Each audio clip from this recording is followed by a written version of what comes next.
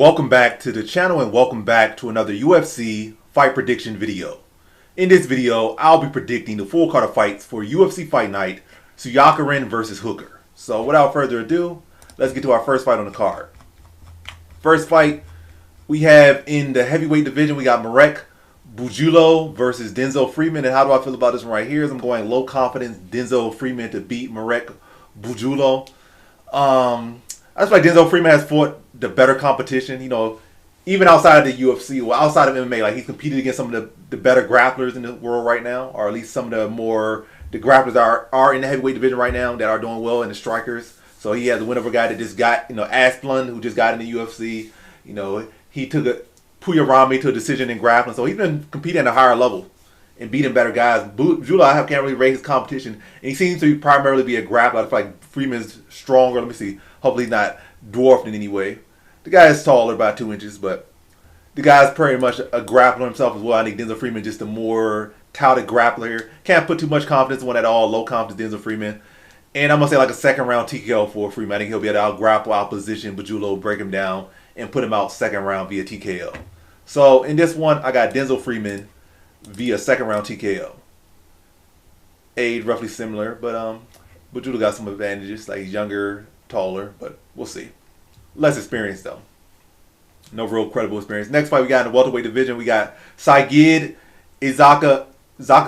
versus Nicholas Dalby. And how do I feel about this one right here? I'll go average confidence Izagakhmaev to beat Nicholas Dalby.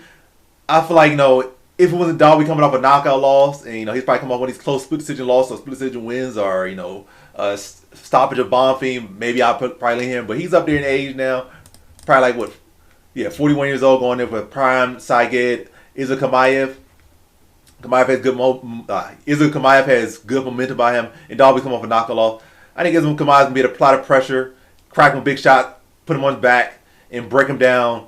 And I see a second round TKO for Izagakhmaev. I think Dalby's returning too soon after a brutal knockout loss. And Izagakhmaev is definitely going to be very motivated and locked in, looking to make a big statement in his debut. And I think Dalby's going to allow him to have that big moment. So in this one, I got Izagakhmaev via second round TKO. Now to our next fight we have in the featherweight division, we got Aliev versus Rock. And how do I feel about this one right here? I'm going average confidence Aliev to beat Rock. I think Rock's a solid fighter, or Shamrock, or whatever he wants to go by, as a solid fighter. But I just don't think he'll have any answer for the wrestling and top pressure of Aliev. I think he makes it to the distance. I think he'll be dynamic. He'll make it interesting, but I think Aliev is going to be able to put him on his back consistently, heavy top pressure, and just really shut him down for 15 minutes and beat him by decision here. So in this one, I have Aliev via decision. Now to our next fight. We have in the middleweight division, we got Loder versus Naurdiev. And how do I feel about this one right here? I'm going low confidence Naurdiev to beat Loder. Did Naurdiev get stopped his last fight, I believe? He came up with a good start and he fell apart in that fight. But yeah, Loder, just a wrestler. He's good at wrestling, but not much else. Like, he's tried to be that well-rounded fighter, but again, it's just not clicking. He's not this generation Weidman or, that Chandler or nothing like that. Like, that good American wrestling background, but nothing else. Not adorable. He's very chinny. And yeah, like I said, he got decent wrestling, but that's about it. I think Naurdiev can address the wrestling. I think Naurdiev is the better striker. They both low-key chinny. Naurdiev got chinned a couple times outside the UFC, so stuff that happened here. But Loder has not really shown to be a big puncher. Like, he got shown to be like a mid-tier wrestler. No chin. No real great offensive striking as far as power. So if Naurdiev can address the grappling, he shouldn't have too much concern about what's coming back at him from Loder. Like, he got respected, but it shouldn't be like, oh my gosh, Loder cracks so well, or Loder got this, you got worried so much about. Like, you respect enough, you address the wrestling, you put the pressure on him, you tag him a couple times, Loder falls over, you get the finish. So I think that's what happened. Naurdiev's gonna be able to address the grappling enough, apply the pressure, break him down, and put him out in the second round via TKO. So in this one, I got Naurdiev via second round TKO. Now to our next fight, we have in the bantamweight division, we got Almakhan versus Topuria. And how do I feel about this one right here? I'm going average confidence Topuria to beat Almakhan. And I'm going to say second round TKO. Everything's been second round TKO, but I'll say second round TKO for this one as well. Almakhan is a solid fighter. But offensively, his wrestling ain't really much to be desired. Defensively, it's okay. But it's enough. Like, he can fight these guys that aren't really of that echelon and shut that wrestling down pretty well, and he could crack him with a big punch. But his striking technique ain't really particularly great. He got good power, decent timing, but technically his striking ain't really nothing special. Got good power. His power is pretty solid, but his technique ain't nothing special. His wrestling, offensively, nothing special. Defensively, okay. Serviceable. But going with Topuria should be able to out-wrestle him, should be able to out-strike him. You always got to respect him. Maybe he could get caught with something. But outside that, Topuria should be defensively sound, should be able to crack him, break him down, and take advantage of his striking offensively and defensively. So, on the front foot, back foot, offensively and defensively. Catch him while he's throwing shots, catch him with these big openings, catch him dropping his hands, and be able to break him down and stop him in the second round.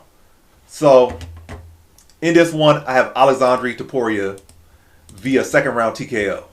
Now to our next fight, we have in the flyweight division, we got Kyoji Horiguchi versus Tagir Ulanbekov. And how do I feel about this one right here? Is I'm going low confidence Kyoji Horiguchi to beat Tagir Ulanbekov. So Ulanbekov is a solid striker, but Horiguchi's, I feel, a much better striker, much more explosive, much more faster, dynamic. Ulanbekov will be longer.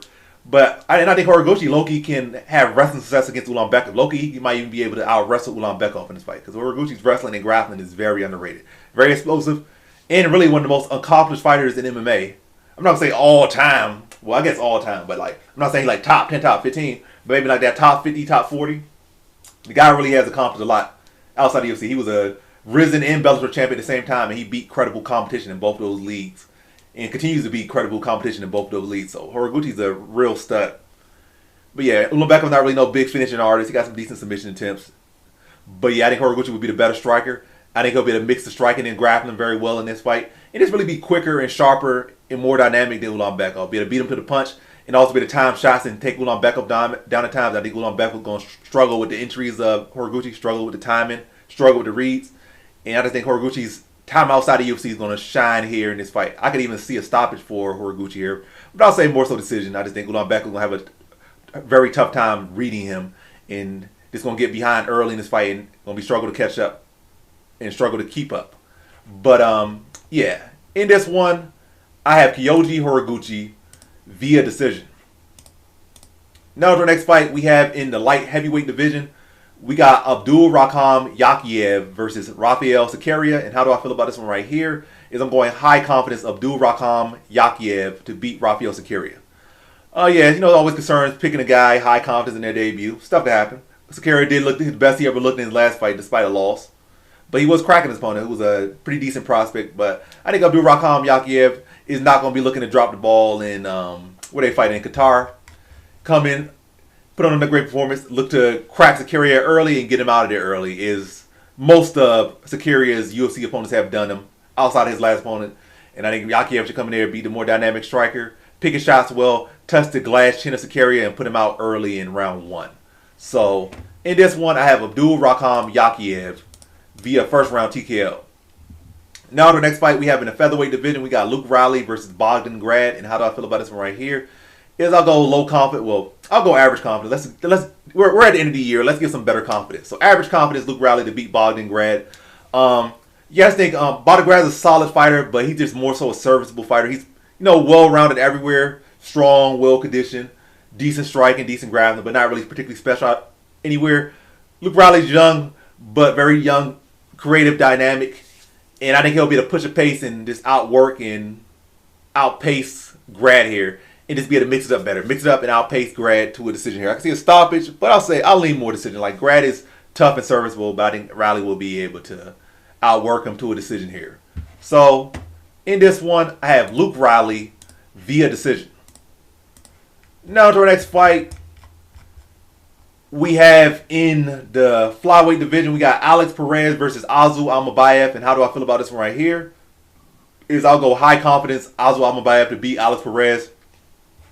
So Almabayev did drop a couple losses, but to elite competition, to Cape, and to the guy who's fighting for the belt next. I'm mad I'm forgetting his name right now, but it is what it is. He dropped some fights.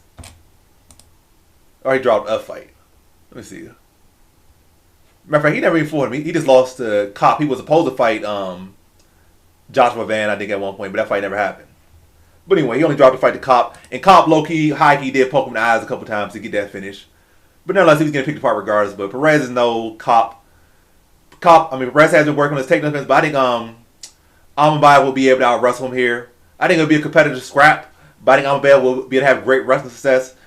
Probably will be able to land the heavier shots and grind out Perez to a decision victory here. But good competitive scrap by Almabayev, on the front foot more, landing the heavier shots, getting the takedowns, getting the control time, and that being what the judges favor more here. So, in this one, I have Azul Almabayev via decision.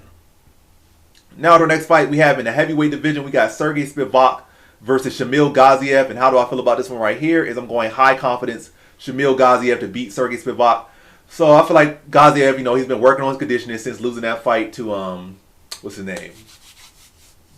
Jairzinho Rosenstruck, so he's been working on that. Still not where it needs to be, but it's going upwards. He got a lot of power. Should be the better wrestler here. Spivak's more experienced.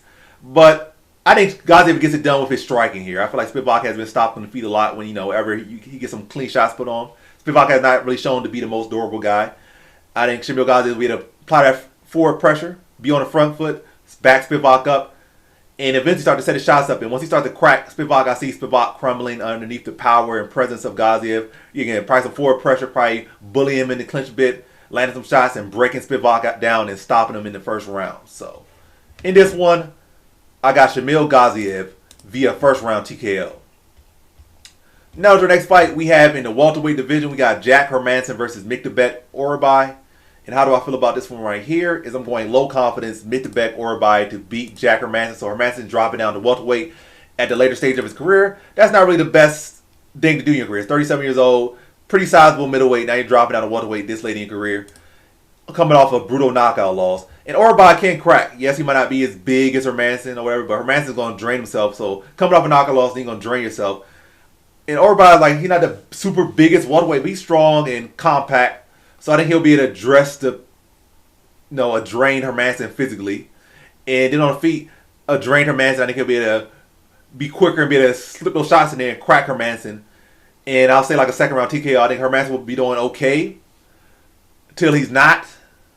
Probably doing a good job of staying at distance, landing shots, probably mixing some takedown attempts, and holding Orolbai a little bit well. Maybe to like a minute, 50 seconds of control time, a little bit of clinch control, a little bit of takedowns, but nothing too substantial in that first round. Orolbai probably land the heavier shots, but probably a close round could go out of the way. In the second round, Hermansson probably start to fade a little bit. The shots that, he probably could take a little bit better at middleweight because he's not drained. Then start to weigh on him a little bit. The shots to the body weighing on a bit. The shots he eat into the dome, wobbling him more than they usually would, especially with him coming off a knockout loss and drain himself to 170. But yeah, I just think Orolbai is going to start to see, physically see Hermansson's body not taking these shots very well. And then look to pressure, crack him. Hermansson probably shooting some panic shots, probably running to uppercut, curl up, and Orolbai gets a mid to late second round TKO. So, in this one, I have Miktabek Orolbai via second round TKO. Now to our next fight we have in the light heavyweight division, we got Volkan Oezdemir versus Alonzo Menifield. And how do I feel about this one right here is I'm going high confidence Volkan Oezdemir to beat Alonzo Menifield. So Menifield's a great athlete. He got great power, coming off some good performances, but he's still very much the same guy. He beat some guys that are fresh in the UFC and just used his experience. But in this case, Oezdemir is the better fighter and the more experienced fighter. A guy that has fought for the belt and has beat some of the guys that are coming up, including, I think, one guy that already knocked him out, I believe. Let's see. Mirzakhanov and Uber. The other guys knocked him out, but I think that guy would knock him out too. But either way.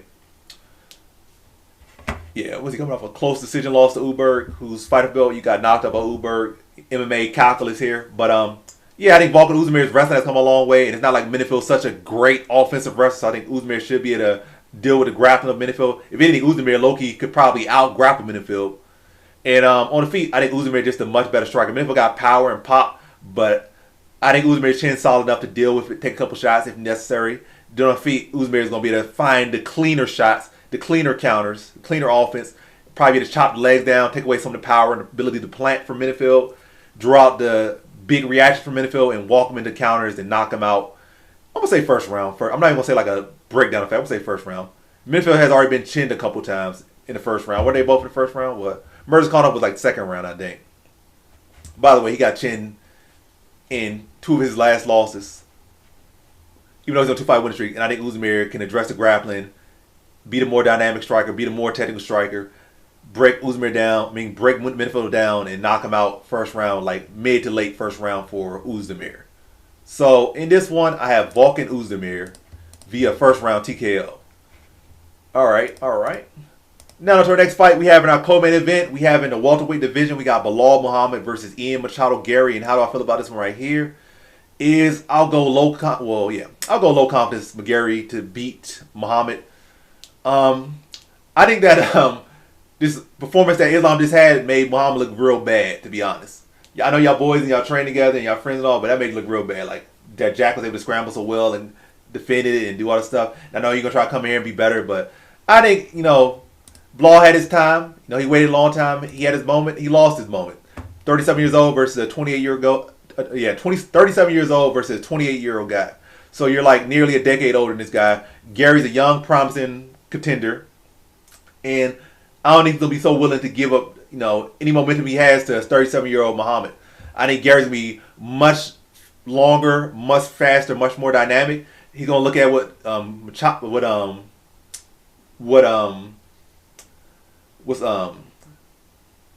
Madalena was able to do. Yeah, he's gonna look at what Madalena was able to do and be motivated. Come in, defend the takedowns well, be fast, dynamic on the feet. And Garry does have these fast combinations. We saw against Protest. So Protest looked good. Madalena looked bad. So all stuff that's making Muhammad not look the best. So the guy you struggled against and lost to got taken down and held down easily every single round. And then what else happened? Protest, who Garry really dominated for the majority of that fight, came out there and knocked out Edwards, who you struggle with in the later rounds of that fight. Got taken down every single round. So yeah, Muhammad's wrestling not really looking all that good based on these recent performances from recent opponents, based on both these fighters. But yeah, I think Garry will come in. He'll be the address of grappling. He'll be the better striker. He'll be fast. He'll be light on his feet. And this time, only having 3 rounds, I think his dynamic striking he showed in the Protest fight will continue to improve and uptick. Like I said, he had shown good combination, good movement, and now he don't have to deal with 5 rounds extra. And also, I think Muhammad is nearly as durable as Protest and doesn't pack the punch that Protest does. So I think Garry will be able to address the grappling, be long, be fast, be dynamic, pick his shots very well, catch him some little sneaky uppercuts at the end of these combinations. Then eventually, I think he'll be able to mix the kicks in as well.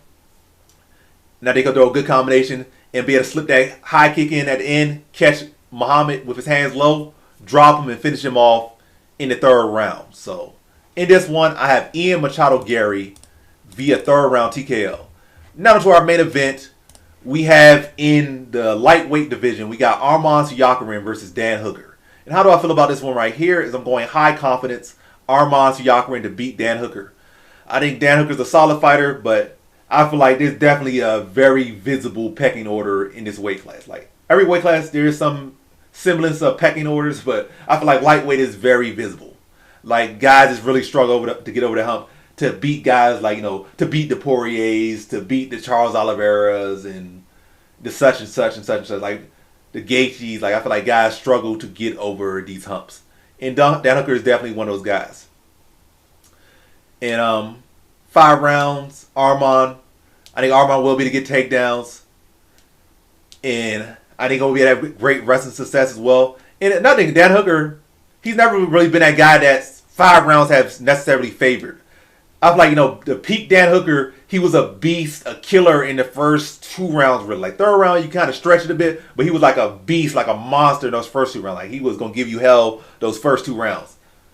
And we saw against several guys, like, let me tell you, like, probably 5 years ago, Dustin Poirier, he was giving Poirier hell for, like, the first 2-3 rounds. But in 4th and 5th round, he was just holding on, surviving. Against, what's that guy that's on the desk? The Irish Stallion. I forget his name right now, but he's regularly a commentator.